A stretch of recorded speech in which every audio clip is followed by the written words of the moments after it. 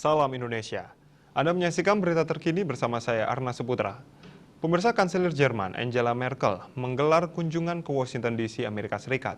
Agenda lawatan Merkel kali ini adalah bertemu dengan Presiden Amerika Serikat Joe Biden untuk membahas berbagai isu termasuk pandemi.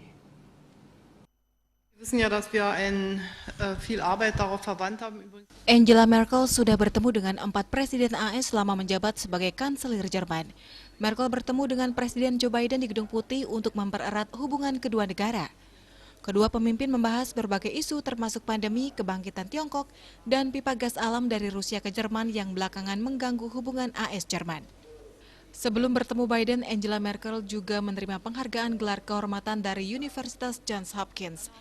Merkel dianugerahi gelar Doctor of Human Letters oleh Universitas Johns Hopkins atas kepemimpinan globalnya yang berprinsip dan berani.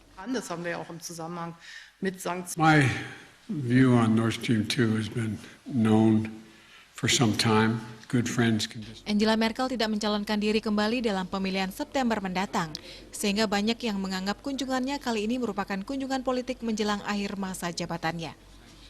Merkel memulai harinya dengan sarapan pagi bersama Wakil Presiden Kamala Harris, dan kantor Harris mengatakan kedua pemimpin perempuan tersebut melakukan diskusi yang sangat jujur.